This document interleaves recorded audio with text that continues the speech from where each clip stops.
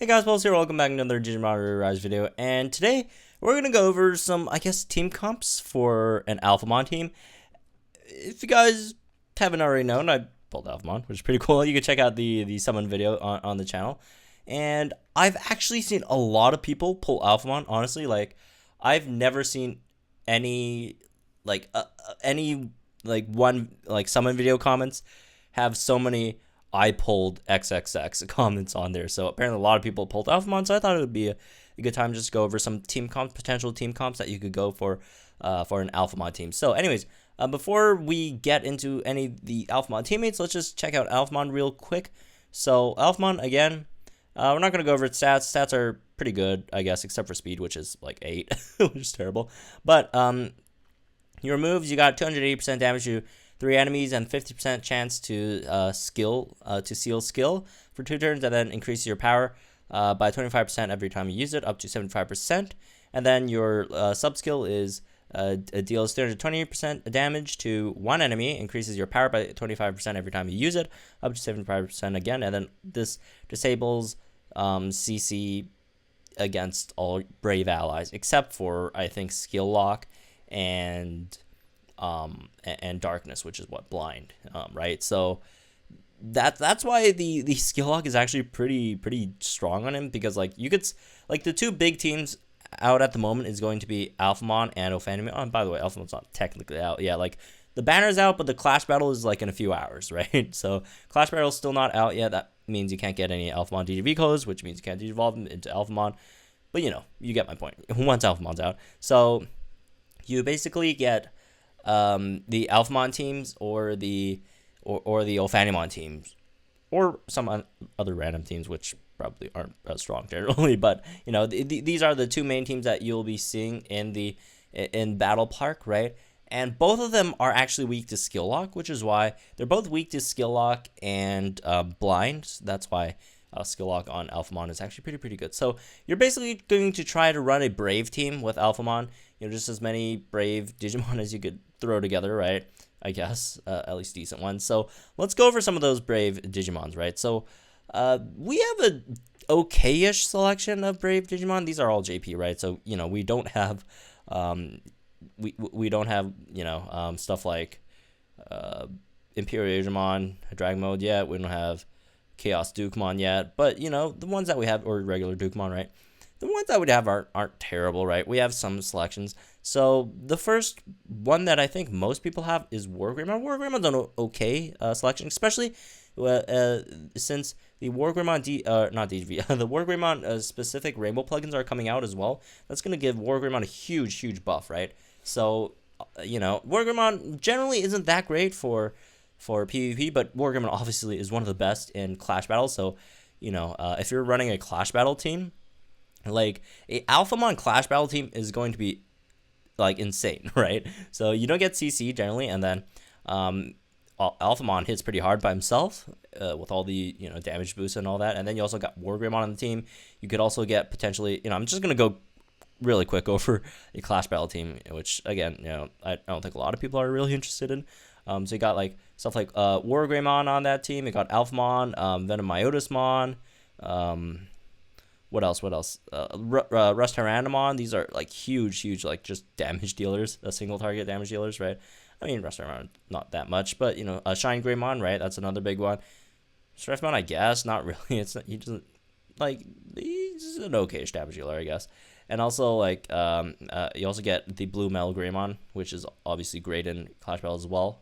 So, anyways, back to PvP. So even though Wargreymon's not the best in PvP, but with this boost in both the Rainbow plugins and the Brave Alphamon skill, and also the other one that we kind of have to talk about, which is kind of like a second leader of the Brave team, which is this new Wargreymon slash, I guess, Megralmon, whatever you want to call it. So this is really important for an Alphamon team, is because it increases the maximum HP of a Brave allies by 20%, which is huge, right? For those who've faced Ophanimon teams, you know how insane that passive is, right? Ophanimon's passive. So this is basically this plus that equals an Ophanimon passive. This plus Alphamon.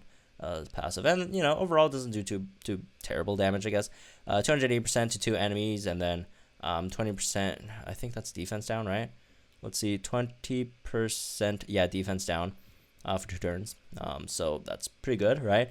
And then you also have 170% damage to 3 enemies, and increase the defense of brave allies by 20%, which is nice, I guess, for the most part. So you probably want this, and also you get 10 of these for free, so you're gonna get this up to skill level 10. So this would be like, this would skyrocket. This number would, I mean, it does get too much better, but well, it gets much better, but it's objectively it's not like a huge number, but still, it still helps. Skill level 10, you're gonna do a lot of damage with this first skill, right?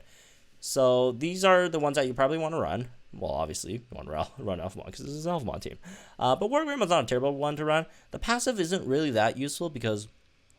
well, actually, I take that back. Passive is very, very useful because, like, the only two... Again, the only 2 CCs that you're vulnerable to is Skill Lock and Blind, which they call Darkness in JP. So, that you get one of those covered with Wargreymon, right? And again, plus the regular plugins, Wargreymon's going to do a lot of damage. Obviously. Another really, really good one to run is Blue Metal Greymon.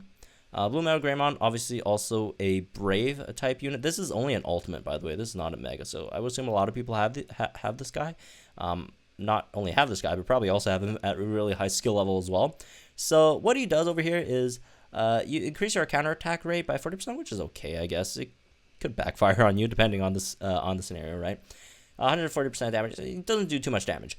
But you do increase the power of all allies by 60%, and if you have more skill levels, that's much better. And increase only pinpoint rate by 40% is trash, but generally, he's a really, really good unit to have on the team as well, just to increase everyone's damage, right? So moving on, some other decent. Let's just go over the ultimates first, because honestly, a lot of this team is going to be ultimates.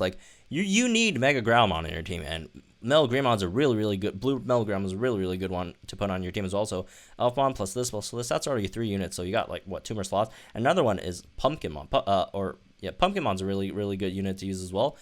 If you run into, or not if, just especially if you run into teams that aren't Ophanimon or Alphamon, which you could actually CC, right? So this is 230% to 3 enemies, and stun, which with a chance to stun them. What's the percentage on this? Again, Google Translate is super weird. It doesn't say the percent, but I mean, everyone has Pumpkinmon. You guys all know the percentage. I just can't think of it at the moment.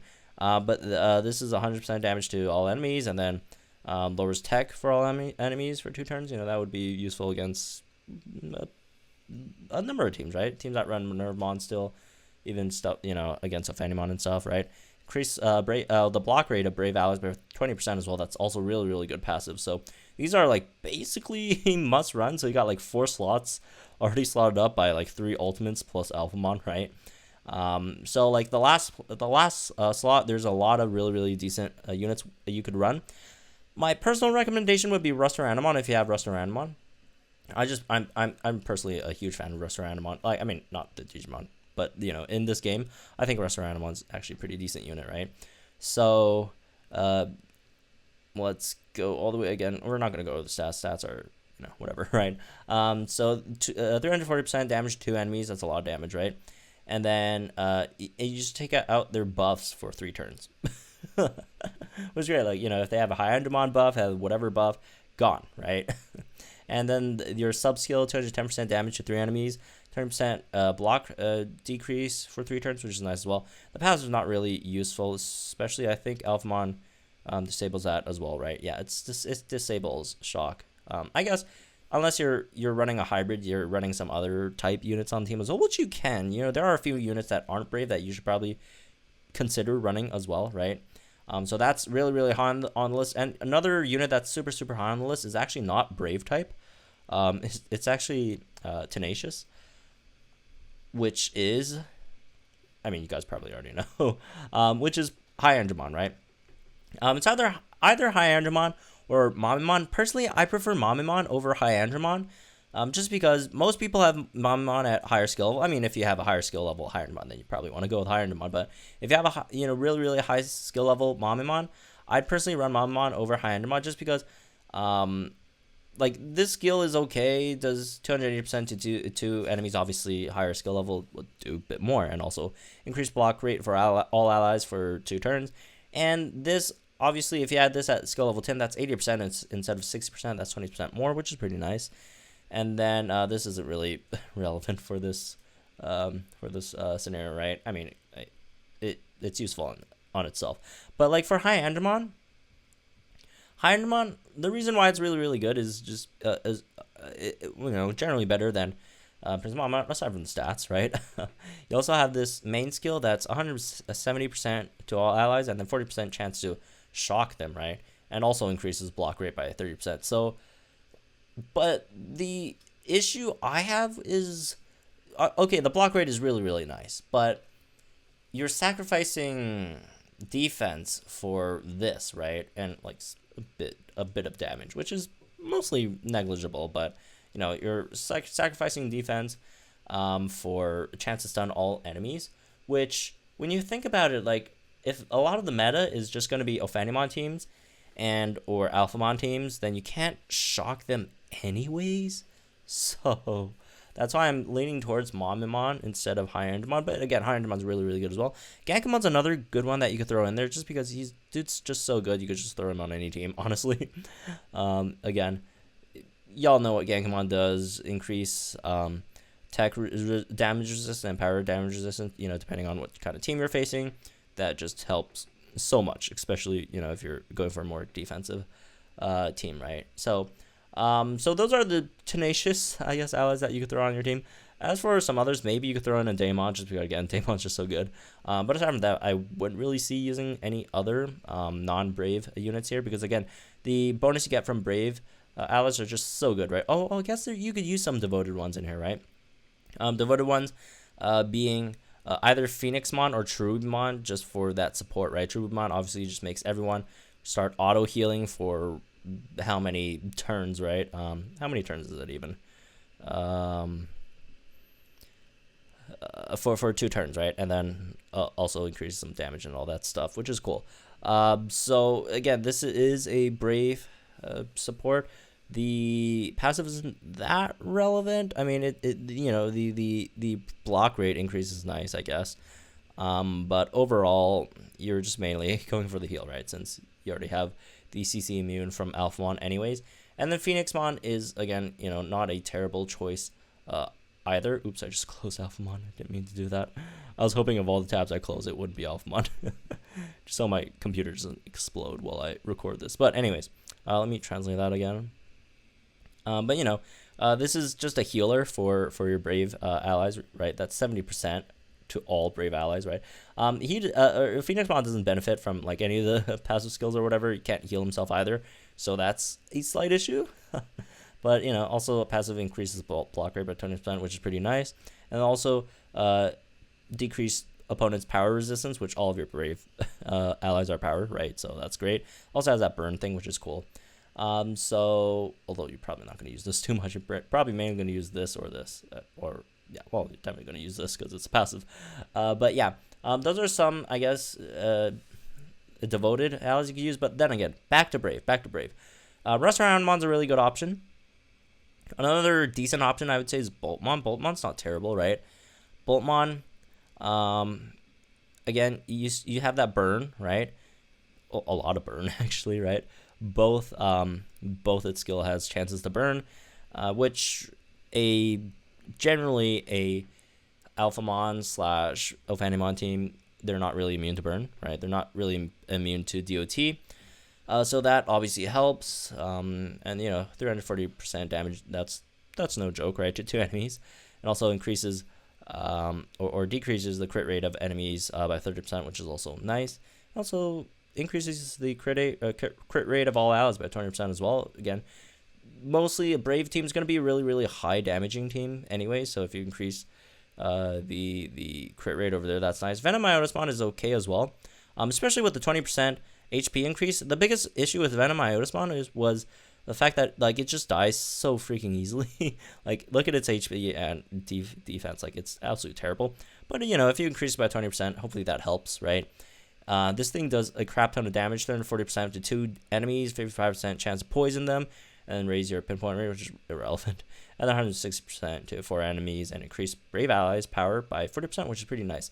And also, you cover skill ceiling. So if you have Venomiotismon and Wargreymon on your team, then you got all the CCs covered, basically. So that obviously helps. Also increased counterattack, which is whatever. Moving on. So Shining Greymon, I would not really recommend, honestly. Don't really see much use. Seraphimon's also a great one. You know, it's a great offensive powerhouse if you wanted to throw on the Alphamon team. So this is a really, really good one to throw out as well. It ignores block, right? 20%, and then reduce their counterattack rate. And then also increase defense again if you're not running a Hydramon or something. I guess that helps, right, for the most part. Also, this takes away a lot of DOT as well. So, like, if you just want, like, something completely immune to, like, DOT, like, all the CCs, you throw in, like, Seraphimon, Venomiotismon, have Alphamon still in there, and then Wargreymon, right? So, that would be pretty funny. Also, pretty nice. Also, I guess that's basically all the Brave types that we really have in the game at the moment. Obviously, once Omnimod drops, that's going to give this team a huge boost, right? The Brave team. But at the moment, these are the ones that you generally would want to run on your team. Again, I would give priority to stuff like Seraphimon, Reshiramon. If you're worried about, CC and all that, you can throw Wargreymon on there, Venomiotismon, and do remember Boltmon and Wargreymon, and Shine Greymon as well, are all getting Rainbow plugins as well. So Shine Greymon actually might not be a terrible choice as well. So again, really depends on you. What just don't overlap too much. There's so many options. There's no reason to overlap on certain skills, right? So again, the defense up guys are still good. The supports are decent.